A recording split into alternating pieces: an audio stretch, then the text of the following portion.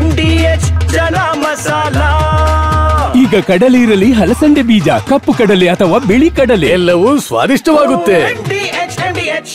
ಅತ್ಯಾಚಾರ ಎಸಗಿ 9 ವರ್ಷದ ಬಾಲಕಿಯನ್ನ ಕೊಲೆ ಮಾಡಿದಂತಹ ಪ್ರಕರಣಕ್ಕೆ ಸಂಬಂಧಪಟ್ಟಂತೆ ಮೈಸೂರಿನಲ್ಲಿ ಭಾರಿ ಆಕ್ರೋಶ ವ್ಯಕ್ತವಾಗ್ತಾ ಇದೆ. ಮಾಜಿ ಸಂಸದ ಪ್ರತಾಪ್ ಸಿಂಹ ಆಕ್ರೋಶ ವ್ಯಕ್ತಪಡಿಸಿದ್ದಾರೆ. ಒಂದರ ಹಿಂದೆ ಒಂದು ಕೊಲೆಯಾಗ್ತಾ ಇದೆ. ಮೈಸೂರಲ್ಲಿ ಏನಾಗಿದೆ? ಸರ್ಕಾರದ ಯಾರೊಬ್ರು ಯಾಕೆ ಧ್ವನಿ ಎತ್ತಿಲ್ಲ ಅಂತ ಪ್ರತಾಪ್ ಸಿಂಹ ಪ್ರಶ್ನಿಸಿದ್ದಾರೆ. ಯುಕ್ರೇನ್ ರಷ್ಯಾ ಯುದ್ಧದ ಬಗ್ಗೆ ಕಾಮೆಂಟ್ ಮಾಡ್ತಾರೆ. ಕಾಂಗ್ರೆಸ್ನವರು ಡೊನಾಲ್ಡ್ ಟ್ರಂಪ್ ಬಗ್ಗೆ ಮಾತನಾಡ್ತಾರೆ. ಆದರೆ ಬಾಲಕಿ ಕೊಲೆ ಪ್ರಕರಣದ ಬಗ್ಗೆ ಯಾಕೆ ಮಾತನಾಡ್ತಿಲ್ಲ? ಪ್ರಿಯಾಂಕಾ ಲಾಡ್ ಒಬ್ಬರಾದ್ರೂ ಬಾಯಿ ತರಿತಾ ಇದ್ದಾರಾ? ಸಿಎಂ ಸಿದ್ದರಾಮಯ್ಯ, ಡಿಸಿಎಂ ಡಿಕೆ ಯಾಕೆ ಈ ಬಗ್ಗೆ ಮಾತನಾಡ್ತಿಲ್ಲ ಅಂತ ಪ್ರಶ್ನೆ ಮಾಡಿದ್ದಾರೆ ಮಾಜಿ ಸಂಸದ ಪ್ರತಾಪ್ ಸಿಂಹ. ಮೈಸೂರಿನಲ್ಲಿ ಆಕ್ರೋಶ ಹೊರಹಾಕಿದ್ದಾರೆ. ದಸರಾ ಮುಗಿದ ಬೆನ್ನಲ್ಲೇ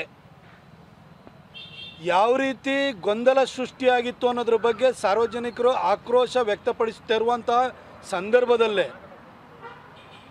ಮೈಸೂರಿನ ಹೃದಯ ಭಾಗದಲ್ಲಿರುವಂಥ ದೊಡ್ಡಕೆರೆ ಮೈದಾನದಲ್ಲಿ ಕಾರ್ತಿಕ್ನ ಸಹಚರನ ಕೊಲೆ ಆಗುತ್ತೆ. ಅದಾಗಿ ಸಾವರಿಸಿಕೊಳ್ಳುವಷ್ಟರೊಳಗಡೆ 9 ವರ್ಷದ ಬಾಲಕಿಯ ಮೇಲೆ ಅತ್ಯಾಚಾರ ನಡೆದು ಮತ್ತೆ ಅಲ್ಲೇ ಕಗ್ಗೊಲೆ ಆಗುತ್ತೆ. ಮೈಸೂರಿನಲ್ಲಿ ಏನಾಗ್ತಾ ಇದೆ? ಮೈಸೂರು ಹೇಳಿ ಕೇಳಿ ಪ್ರಜ್ಞಾವಂತ ಜನರಿರುವಂಥ ಊರು.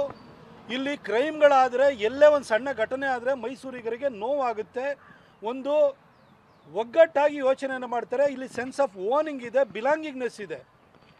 ಇಂಥ ಮೈಸೂರಿನಲ್ಲಿ ಈ ರೀತಿ ಪೈಶಾಚಿಕ ಘಟನೆಗಳು ನಡೀತಾ ಇರೋದು ನೋಡಿ ಜನಕ್ಕೆ ದಿಗ್ಭ್ರಮೆನೂ ಆಗಿದೆ. ಒಂದು ರೀತಿ ನಮ್ಮ ಮೈಸೂರಲ್ಲಿ ಇಂಥದ್ದು ನಡೀತಾ ಇದೆಯಾ ಅಂತೇಳಿ ಹೇಳಿ ಎಲ್ಲರ ಎದುರುಗಡೆ ನಾಚಿ ತಲೆ ತಗ್ಗಿಸುವಂಥ ಪರಿಸ್ಥಿತಿ ನಿರ್ಮಾಣ ಆಗಿದೆ. ಕಾರ್ತಿಕ್ನ ಸಹಚರನ ಕೊಲೆ ಆದ ಕೂಡಲೇ ಎಚ್ಚೆತ್ಕೊಳ್ಬೇಕಿತ್ತು. ಅದ್ರ ಬೆನ್ನಲ್ಲೇ 9 ವರ್ಷದ ಬಾಲಕಿ ಹಕ್ಕಿಪಿಕ್ಕಿ ಜನಾಂಗದ ಒಂದು ಬಾಲಕಿಯಲ್ಲಿ ಬಲೂನನ್ನ ಮಾರಾಟ ಮಾಡುತ್ತಿದ್ದು ಬಂದು ಬಾಲಕಿಗೆ ರಾತ್ರಿ ಪೇರೆಂಟ್ಸ್ ಜೊತೆ ಮಲ್ಕೊಂಡಿರೋರನ್ನ, ಅದು ದೊಡ್ಡಕೆರೆ ಮೈದಾನ ಮೈಸೂರಿನ ಹೃದಯ ಭಾಗದಲ್ಲಿ ಅಪ್ಪ ಅಮ್ಮನ ಜೊತೆ ಮಲ್ಕೊಂಡಿರೋಂಥ ಬಾಲಕಿನ ಎತ್ಕೊಂಡು ಹೋಗಿ ಅತ್ಯಾಚಾರವನ್ನು ಮಾಡಿ ಕೊಲೆಯನ್ನು ಮಾಡ್ತಾನೆ ಅಂತಂದರೆ ಏನು ಹೇಳಬೇಕು? ಮೈಸೂರಿನಲ್ಲಿ ಡ್ರಗ್ ಫ್ಯಾಕ್ಟ್ರಿ ನಡೀತಾ ಇರ್ತದೆ. ಮಹಾರಾಷ್ಟ್ರದ ಪೊಲೀಸರು ಇಲ್ಲಿ ಬಂದು ಅರೆಸ್ಟ್ ಮಾಡಬೇಕಾಗುತ್ತೆ. ಇತ್ತೀಚೆಗಷ್ಟೇ ಕಾರ್ತಿಕ್ನ ಕೊಲೆ ಆಗಿದ್ದು, ಈಗ ಕಾರ್ತಿಕ್ನ ಸಹಚರನ ಕೊಲೆ ಆಯಿತು. ಅದೇ ರೀತಿ ಈಗ ಬಾಲಕಿಯ ಕೊಲೆ ಆಯಿತು. ದಸರಾ ಟೈಮಲ್ಲಿ ವ್ಯಾಪಾರಸ್ಥರು ಭಾಳ ಜನ ಬರ್ತಾರೆ.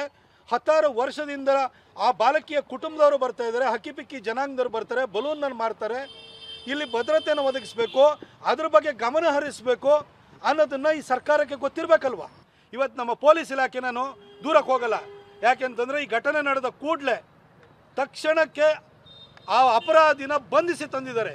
ಅವನ ಕಾಲಿಗೆ ಗುಂಡು ಹೊಡೆದು ಅವನ್ನ ಎಳ್ಕೊಂಬಂದಿದ್ದಾರೆ. ಈ ಹಿಂದೆ ಇಲ್ಲಿ ಗ್ಯಾಂಗ್ ರೇಪ್ ಆದಾಗಲೂ ಕೂಡ ಮೈಸೂರು ಪೊಲೀಸು ಎಫಿಷಿಯೆಂಟ್ ಪೊಲೀಸು ಅದನ್ನು ಕೂಡ ಒಂದು ಬಿಡಿ ಒಂದು ಅದರ ಸಿಪ್ಪೆ ಇರ್ಬೋದು ಅಥವಾ ಒಂದು ಬಸ್ ಟಿಕೆಟ್ ಇರ್ಬೋದು, ಅದರ ಜಾಡನ್ನು ಹಿಡಿದುಬಿಟ್ಟು ಅರೆಸ್ಟ್ ಮಾಡಿ ತೊಗೊಂಬಂದಿದ್ದಾರೆ. ಕೇಸ್ಗಳನ್ನ ಕ್ರ್ಯಾಕ್ ಮಾಡ್ತಾರೆ ಇಲ್ಲಿ ಪೊಲೀಸರು. ಈ ಥರ ಘಟನೆಗಳು ನಡೆದಾದ ನಂತರ ಆರೋಪಿಗಳನ್ನ, ಅಪರಾಧಿಗಳನ್ನ ಪತ್ತೆ ಹಚ್ಚುವಂತಹ ಕಾರ್ಯಕ್ಷಮತೆ ಇರುವಂಥ ನಮ್ಮ ಪೊಲೀಸರಿಗೆ ಕಾನೂನು ಸುವ್ಯವಸ್ಥೆಯನ್ನು ಕಾಪಾಡುವಂತಹ ಕಾರ್ಯದಕ್ಷತೆಯೂ ಕೂಡ ಇದೆ. ಆದರೆ ಇವತ್ತು ನಮ್ಮ ಪೊಲೀಸರ ಸ್ಥಿತಿ ಹಾಗಾಗಿದೆ ನಮ್ಮ ಮೈಸೂರಿನಲ್ಲಿ ಅಂತಂದರೆ, ಇವರು ನಳಪಾಕಲ್ಲಿ ಕಾಫಿ ಕುಡಿಯೋಕೆ ಹೋದರೆ ಇವ್ರಿಗೆ ಅಲ್ಲಿ ಹೋಗಿ ಪೊಲೀಸರು ಜೀಪ್ ಹಾಕೊಂಡು ನಿಂತಿರ್ಬೇಕು. ಇವ್ರಿಗೆ ಪ್ರೋಟೋಕಾಲ್ ಕೊಡಬೇಕು, ಸಲ್ಯೂಟ್ ಹೊಡಿಬೇಕು. ಮೈಲಾರಿ ದೋಸೆ ತಿನ್ನಕ್ಕೆ ಹೋದರೆ ಅಲ್ಲಿ ಹೋಗಿ ನಿಂತಿರ್ಬೇಕು. ಇವರಿಗೆ ಮೈಸೂರು ರಿಫ್ರೆಶ್ಮೆಂಟಲ್ಲಿ ಇಡ್ಲಿ ತಿನ್ನಕ್ಕೆ ಹೋದರೆ ಅಲ್ಲಿ ನಿಂತಿರಬೇಕು. ಸಿದ್ದರಾಮಯ್ಯನವರು ವಿಮಾನದಲ್ಲಿ ಬಂತು ಅಂದರೆ ಏರ್ಪೋರ್ಟಲ್ಲಿ ಸಲ್ಯೂಟ್ ಹೊಡೆಯೋಕೆ ನಿಂತಿರಬೇಕು. ಇಲ್ಲ ಬೈ ರೋಡ್ ಬರ್ತಾ ಇದ್ದಾರೆ ಅಂತೇಳಿ ಹೇಳಿದರೆ ಅಲ್ಲಿ ಹೋಗಿ ಶ್ರೀರಂಗಪಟ್ಟಣ ಪಾರ್ಡಲ್ಲಿ ಹೋಗಿ ನಿಂತಿರಬೇಕು. ಪೊಲೀಸ್ ವಾಹ್, ಯಾಕೆ ಈಗ ಬಂತ ಸ್ವಾದ? ಖಂಡಿತ ಈಗ ಬಂತು ಅಸಲಿ ಸ್ವಾದ. MDH chunky chaat masala life ಅಲ್ಲಿ ಅಸಲಿ ಸ್ವಾದ ತರುತ್ತೆ. ಅಸಲಿ ಮಸಾಲ, ಎಸ್ ಎಸ್ MDH.